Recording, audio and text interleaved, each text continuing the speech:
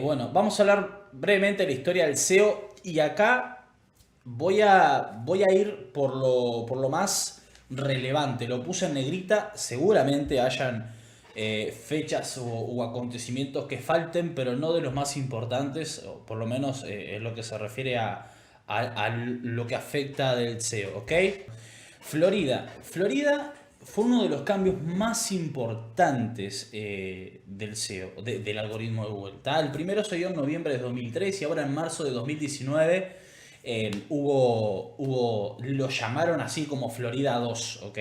Y ya vamos a hablar. Lo que hace Florida es mejorar la calidad en los resultados. ¿Y cómo lo hace? Aplicando, estos son hipótesis por ingenieros del mundo de SEO, porque Google no revela muchas de las veces qué ha sucedido, ¿ok? Lo que hace este algoritmo, esta actualización, hace filtros de palabras clave, es decir, agrupa las keywords en... Esto que ven acá es la abreviación de keywords, ¿ok? Yo los quiero llevar a cómo se habla en el mundo SEO para que después no se le dificulte. Agrupa las keywords en especie de una sola, digamos, ¿no? Muchas palabras clave que significan lo mismo, como que le aplica ciertos filtros. Entonces, cuando se busca alguna de cierto filtro, alguna búsqueda, alguna keyword de cierto filtro, se activa el filtro y esto lo que hace es devolver resultados, no solamente más eficaces, sino también más rápidos. Ahí hay un enlace que explica mayormente, pero si me pongo a explicar cada actualización, podemos estar 6 horas, ¿ok? Básicamente Florida lo que hace es mejorar la calidad de resultados a través de ciertos filtros que se le aplican a las palabras clave. ¿Qué pasó en marzo de 2019? Y acá entramos en algo importantísimo, chicos, importantísimo. El SEO está lleno de hipótesis, está lleno de humo. Van a encontrar artículos de 2000 palabras escritos de algo que en resumidas cuentas es no sé, ¿ok? Em, por lo tanto, no hay absolutismos en el mundo del SEO, ¿tá? No hay absolutismos. Nadie puede decir que eso es absoluto, inamovible o que no va a cambiar nunca. Todo lo contrario, al contrario, porque Google siempre está cambiando, siempre está mejorando. Son más de 600 pequeños cambios que se le hacen al algoritmo anualmente, de los cuales dos o tres cambian las estrategias o te puede cambiar el negocio, literalmente. Y muchos de ellos en algunos casos o durante un tiempo no hay información que te diga es esto. Entonces, yo, si algo realmente no lo sé, evidentemente no lo sé. Y no le voy a andar acá vendiendo humo. El cambio que hubo en marzo de 2019, obviamente el fin siempre va a ser ofrecer mejores resultados. A veces aplicando diferentes, a veces a través de diferentes caminos, ¿ok? Dejo ahí un enlace largo de Dean Romero en blogger30.com, que es un referente de la industria, es una persona que tiene muy buen contenido, ¿tá? Donde habla de eso. Y como les digo, resumida cuenta, nadie sabe a ciencia cierta qué pasó en marzo de 2019, el cual muchos titularon como Florida 2, pero Google lo llama Broad Core Update March 2019, ¿ok? Vamos directamente a Google Caffeine porque esto es un cambio gordo. Acá cambió el algoritmo completamente. Esto es uno de los cambios más importantes en la historia del algoritmo de Google. Se da en junio de 2010 y es un cambio de arquitectura, ¿ok? La función principal es actualizar de manera más rápida los índices, reduciendo el tiempo de rastreo y de entrega de contenido, ¿tá? Para que evidentemente los usuarios tengan la información más actualizada. Es decir, cambia la manera en que rastrea la World Wide Web, ¿tá? Y la manera en la que la velocidad con la que la rankea, ¿ok?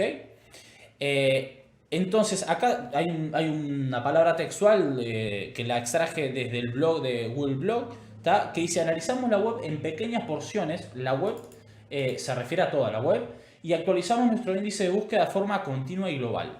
¿Tá? O sea, básicamente lo que cambiaron la arquitectura, la manera en que funciona el algoritmo para entregar contenido más actualizado y para que el rastreo sea mucho más rápido. ¿Tá? Panda. Panda es otro, es muy famoso, ¿tá? Y es otro de los grandes cambios dentro del algoritmo de Google. Básicamente Panda ataca el contenido, ¿tá? Lo que se encarga Panda es de detectar keyword stuffing a nivel tanto de on-page como a nivel de on-site, contenido sin valor práctico, contenido duplicado, contenido plagiado, que es diferente. Contenido plagiado, la propia palabra lo dice, pero es cuando vos copias y pegas un contenido tal cual o incluso cambiándole algunas palabras y lo pegas en tu web, ¿ok? En una página de tu web. Esto quiere decir, acá voy a poner, esto evidentemente ataca solamente el contenido. Y thin content, que en gran parte es algunas de las prácticas que ya estamos hablando, como ya vimos cuando explicamos de la jerga, es eso, ¿no? Entonces, Panda ataca la calidad del contenido, ¿tá? Ahí tienen un muy buen resumen, ¿tá? De un blog que está interesante, que es de ignaciosantiago.com, que habla de todos los cambios y resume muy bien lo que es el Panda, e inclusive creo que deja enlaces oficiales, lo cual está muy bien. No le voy a poner referencia, que no la he testeado personalmente, ¿no? Evidentemente. Entonces Panda ataca el contenido, ¿tá? Y se da desde el 2015, de 2011 al 2015, aunque también se dice que continuamente está haciendo mejoras, lo cual yo creo. Penguin, ok. Penguin ataca la calidad de perfil de enlaces. ¿Qué es un perfil de enlaces? Un perfil de enlaces, ya vamos a hablar de eso más adelante, pero básicamente es si vos has hecho, ¿cómo lo explico? A ver, el perfil de enlace quiere decir que la cantidad y calidad de enlaces que te enlazan, valga la redundancia, a ti, a tu página web o a tu sitio, es buena. ¿Tá? Ya vamos a ver lo que es un buen perfil de enlaces. No se pierdan. Quiero que se queden con ese concepto. Es decir, que tú hiciste una estrategia de link building correcta. ¿Tá? Eso es un perfil de enlaces bien, que no te enlazas desde páginas que no tienen que ver con tu contenido, que páginas en otros idiomas, páginas que lo único que hacen son las famosas granjas de enlaces. Es decir, imagínense una página donde lo único que tiene son enlaces salientes o mayormente tiene enlaces salientes. Eso es una granja de enlaces. Eso empeora tu perfil de enlaces, ¿ok? Entonces, un perfil de enlaces bueno quiere decir que la calidad de enlaces que está recibiendo son buenos, ¿ok? Repito, ya vamos a profundizar en el concepto, pero quédese con esa idea.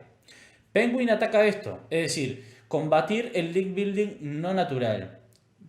Antes era muy fácil posicionar, realmente antes, si hubiésemos conocido el SEO antes, nos hacíamos millonarios, porque era muy fácil. Hubo gente que hizo muchísimo dinero porque era muy fácil posicionar, ¿ok? Básicamente lo único que necesitabas era un bot, o un robot, como le quieran llamar, o un programa que mandara enlaces, ¿tá? Con la palabra clave que vos querías posicionar. Era muy fácil, ¿ok? Y enlaces de cualquier cosa, de todo tipo. Eso con el tiempo evidentemente fue cambiando hasta el día de hoy, que es hoy hacer el link building tenés que ser medio clínico, ¿no? Hay que ser bastante cuidadoso con las estrategias de link building. Penguin ataca eso, a combatir el link building no natural. Pura y sencillamente hablando de eso, ¿ok? El Knowledge Graph o gráfico del conocimiento sucede en mayo del 2012. Esto también es un hito importante. ¿Y qué es el gráfico del conocimiento? Es una base de datos, ¿tá? De conocimiento semántico, estructurado y pronto, compilado, como lo quieran llamar, para ofrecer resultados preparados. ¿Tá? Vamos a hacer un ejemplo. Edison Thomas. Gracias al Knowledge Graph tenemos esto que ven acá a la derecha. El Knowledge Graph le empieza a aportar a Google en sus resultados lo que ya hay en la web con documentos oficiales. Documentos oficiales que pueden ser de medios sumamente de muchísima autoridad, como Wikipedia u otras fuentes, ¿ok? La gran mayoría de datos o de gráficos que ustedes van a ver acá o de snippet, ya vamos a hablar que es un snippet, es un fragmento enriquecido, proviene de la Wikipedia. Muchos de esos datos provienen de la Wikipedia. Entonces, el Knowledge Graph lo que es una base de datos de fuentes oficiales para combinar en los resultados, ¿tá? Justamente datos oficiales, ¿no? Porque por ahí capaz que uno busca Edison Thomas o Thomas Edison y puede encontrar en otros sitios que no son del todo oficiales, ¿no? Entonces es eso, ¿ok? Es un gráfico de conocimiento, es una base de datos de conocimiento que ellos lo estructuran, ¿tá? Y luego lo contextualizan o lo hacen semántico y lo compilan pronto para ofrecerse en diferentes tipos de resultados. Esto se da un año antes de uno de los acontecimientos más importantes a nivel de SEO, que es el Hummingbird. A ver si lo pronuncié bien. Hummingbird. Hummingbird es un cambio de algoritmo completo prácticamente que se da en Google. Afecta al 90% de las búsquedas. Utiliza al Knowledge Graph de manera muy natural en las búsquedas o en las consultas que se necesita, ¿no? O que Google entiende que lo necesita. Digo Google, me río, disculpen. Digo Google y se me prende el asistente. Se da en 2013 y lo que hace, además de que expande el Knowledge Graph, lo que hace es hacer que el buscador funcione mejor en términos conversacionales, ¿tá? Se comienzan a contextualizar las búsquedas en función del historial, en función del comportamiento que ha mostrado el usuario, ¿ok? Y esto mejora notablemente los resultados, ¿tá? Es un cambio importantísimo, es un cambio brutal, es un antes y un después. Y también esto ya Google estaba pensando en las búsquedas de voz, ¿tá? Ya Google a partir de acá empieza a prepararse para la búsqueda de voz. Por lo tanto, hace un mejor procesamiento del lenguaje natural. El Payday es importante, no es demasiado importante, pero lo voy a mencionar. Básicamente son combatir resultados de prácticas ilícitas, ¿ok? De los que hablamos, de enlaces a través de hacking y otras prácticas que ahí tienen un poquito más de información de un artículo de Citrix en español. Otro hito importantísimo fue el Mobile First Indexing, dado en abril de 2015, y acá cambia el orden. Es decir, Google antes rastreaba mediante Googlebot tu sitio web y en base a los factores de posicionamientos desktop o de escritorio te rankeaba, ¿ok? Rastreaba, se fijaba cómo estaba a nivel de desktop todo, si cumplía con todas las prácticas y tal, a nivel técnico, y después lo rankeaba, ¿ok? Lo clasificaba y lo rankeaba. Ahora es al revés. Ahora Google primero manda a su bot de mobile, ¿tá? A rastrear tu página, ver si cumple con las directrices para tráfico mobile, luego te clasifica y te rankea. Y después lo mismo a nivel de desktop, ¿ok? Es un cambio y es importantísimo.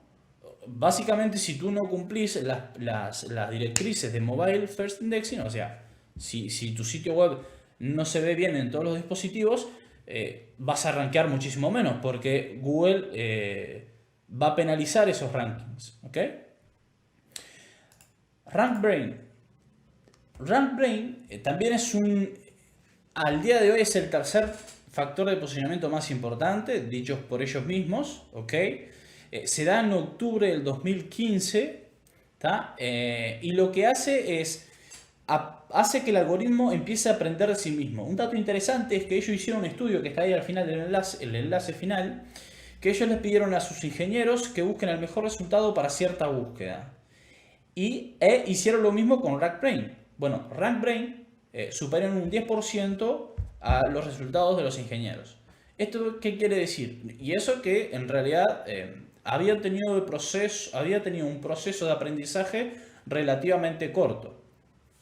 Esto quiere decir que el algoritmo de Google aprende del comportamiento de los usuarios en función de los resultados y va viendo, según el comportamiento de los usuarios dentro de los sitios, cuáles son los mejores resultados para esas consultas. Va aprendiendo. Y además, otra cosa interesante, muy interesante, es que a partir de RankBrain, o por lo menos yo me enteré que era a partir de RankBrain, que modifica según la consulta, modifica o cambia la relevancia de los factores de posicionamiento. ¿Ok? Esto es muy importante entenderlo, que no en todas las queries o en las palabras claves, no en todas las consultas, no en todas las palabras claves, los factores de posicionamiento son los mismos. Es importantísimo entender esto. Según el tipo de consulta, el tipo de usuario, evidentemente, hay ciertos factores de posicionamiento que van a tener más peso que otros. ¿Cómo lo sabemos? Analizando la SERP actual. Muchas de las veces ustedes van a saber qué hacer gracias a un benchmarking o a un análisis de competencia. Van a saber qué contenido ofrecer y cómo mejorarlo si ya no están en la primera página de resultados gracias a un análisis de competencia. No hay una herramienta que te diga para esta consulta, o hasta el día de hoy no la conozco, y miré que conozco herramientas que te diga para esta consulta este tipo de contenido o con estas características o estos son los factores de posicionamiento más importantes. No existe. Y lo más interesante de todo esto es que si bien hay ciertos estándares, uno tiene que analizar la competencia y ver o intentar identificar cuáles son las cosas más importantes. Generalmente son enlaces, contenido, arquitectura, pero puede cambiar, ¿ok? Y ahora esto, el Neural Matching, ¿está?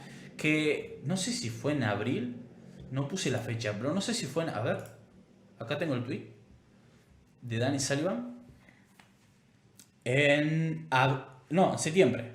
Septiembre del 2018, ¿está?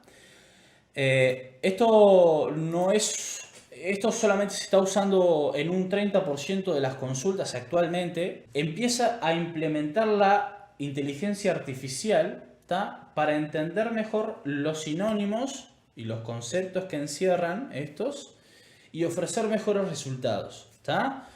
Acá lo podemos ver, ¿tá? Que por ejemplo, acá dice how to change brightness on a laptop. Y acá el change significa ajustar. Google entiende que es un sinónimo de ajustar. Pero por ejemplo, en la segunda frase, que es cómo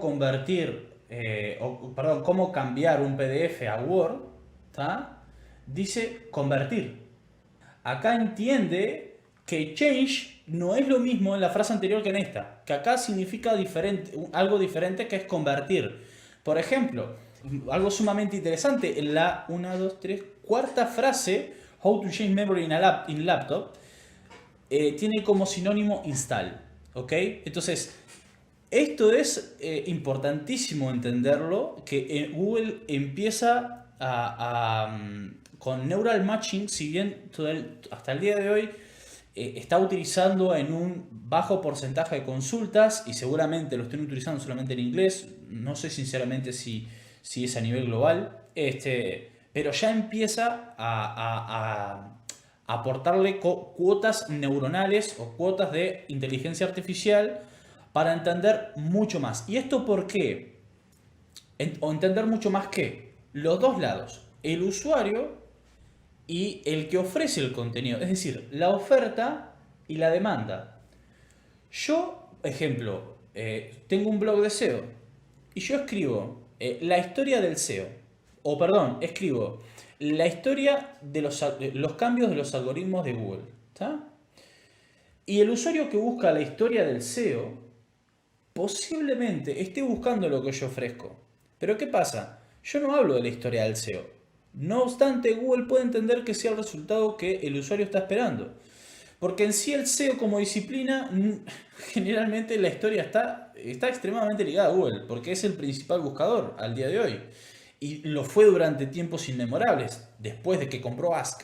Entonces, es importantísimo entender esto, que Google quiere entender no solamente cómo buscan los usuarios, sino cómo ofrecen en la web los autores de contenido lo que los usuarios buscan.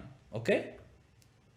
Esto es muy interesante y es muy importante porque es lo último que se dio, o bueno, no lo último porque ahora en junio hubo otro core update que se llama Site Diversity, ¿tá?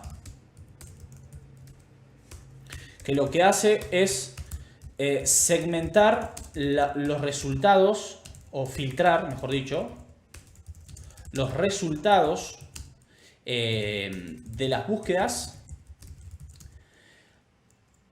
A ver, me explico mejor. Hace que, lo que hace el Site Diversity de junio, lo que hace es que no hayan más de un resultado, ¿tá? Por dominio en una consulta. Pongo un ejemplo muy básico. Ustedes a veces buscan un producto y le aparecen 30 páginas de Mercado Libre en 10 resultados. Pero es un chiste. Pero le aparecen de 10 resultados 5, ¿ok? Resultados de Mercado Libre. En realidad el Site Diversity vendría a atacar esto. Vendría a dar diversidad en cuestión de dominios a las búsquedas. ¿Ok? ¿Se entiende? Por ejemplo, si ustedes buscan historia del SEO y yo tengo un artículo de historia del SEO, o tengo dos artículos de historia del SEO, va a salir solamente uno. Ya sería un problema técnico, pero para que se entienda, ¿está? Entonces voy a escribirlo acá, salvo filtrar la... permite que se muestre un solo resultado por dominio por búsqueda. ¿Ok? Hay casos que Google entiende que es relevante ofrecer más de un resultado en un solo dominio. ¿Está? Lo pongo en negrita también porque es un cambio importante y me lo voy a anotar acá, ponerle información adicional para que puedan leerlo y algún otro comentario más, pero no hay más realmente, ¿ok?